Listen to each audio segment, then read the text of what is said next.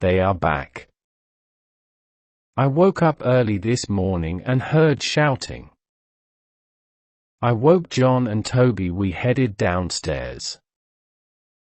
On our way downstairs, we heard glass smash. Toby had grabbed the shotgun, John the rifle. We hopped down the now destroyed staircase to the lobby. Someone was poking their head through. John ran up and proceeded to shove the barrel of the rifle into their face. The head quickly withdrew. I stepped up to the door. The man who had stuck his face through the door was the guy who was missing his front tooth yesterday. Now after meeting me it looked like he was missing both. "Yes, gentlemen, can we help you?" I said light-heartedly. "You prick." The man went to grab me through the window, but soon reconsidered when he saw Toby with a shotgun aimed at him. "You won't pull the trigger," Tooth said. "Why not try and step inside then?" I asked.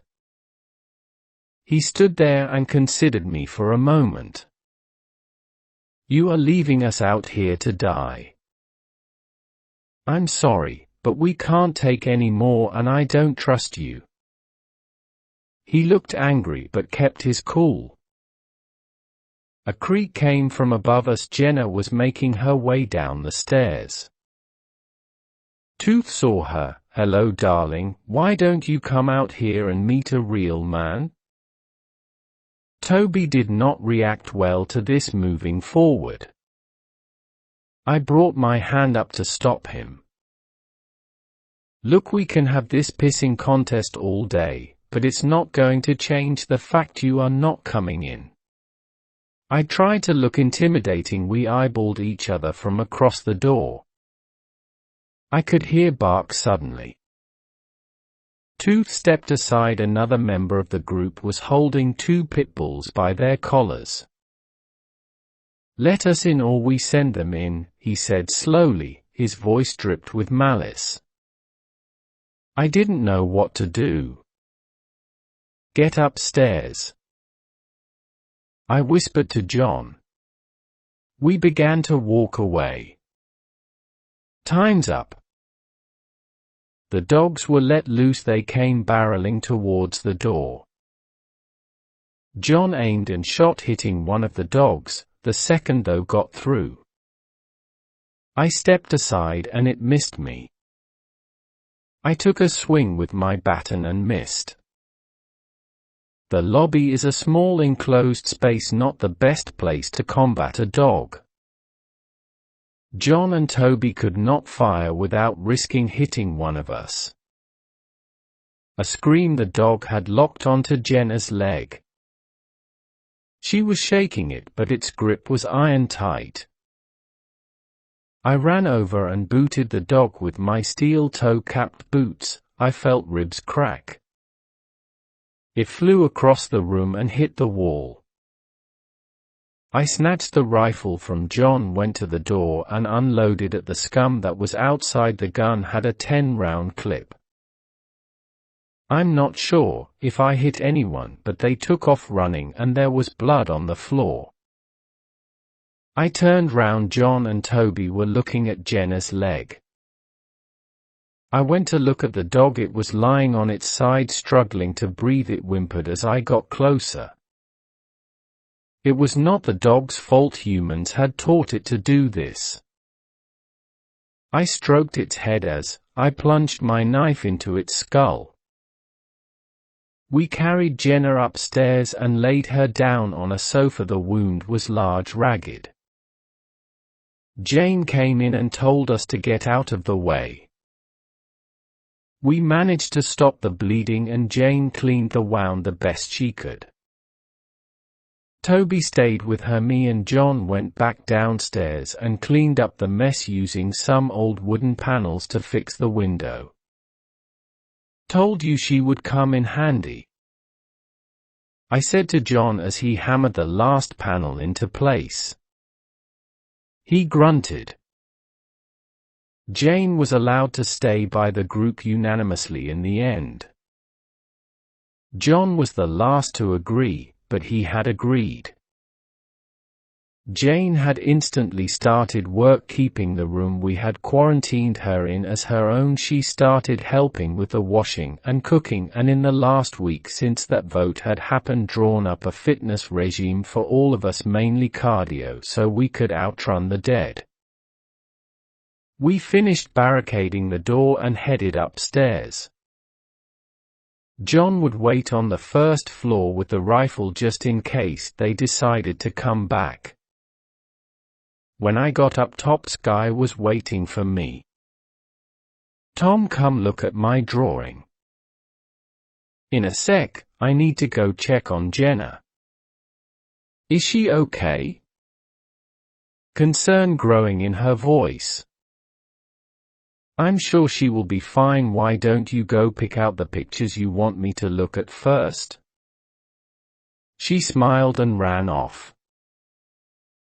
6 p.m. Jenna is not doing too well. She has a high fever and the wound looks infected.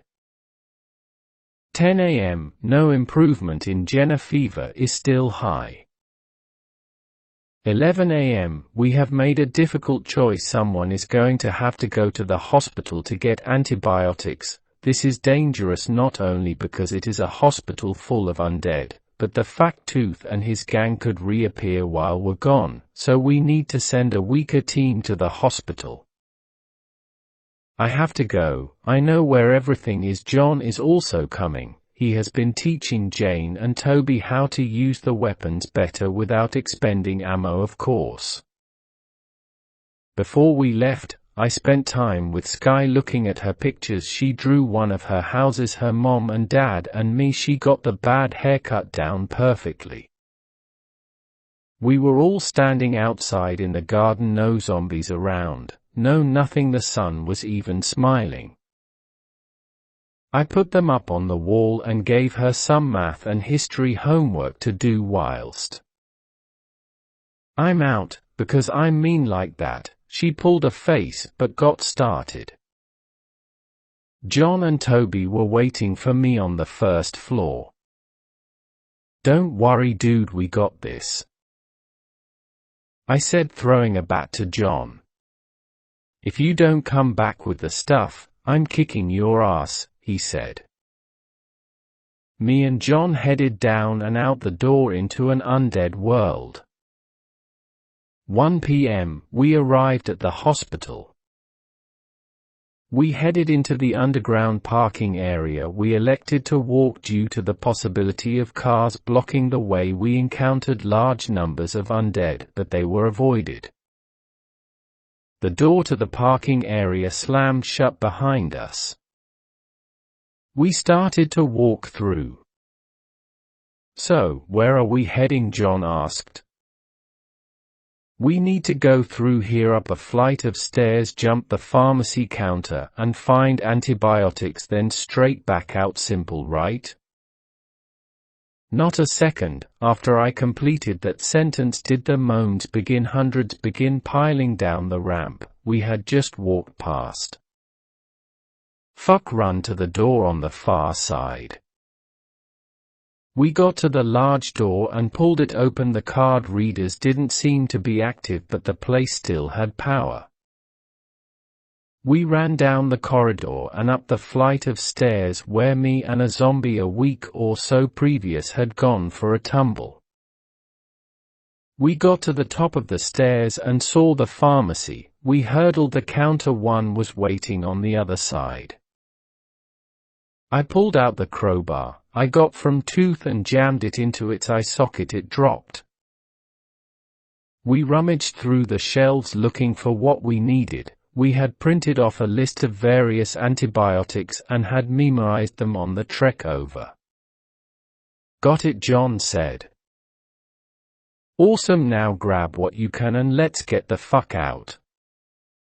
I don't want to come back here again." We filled our bags and moved to jump the counter.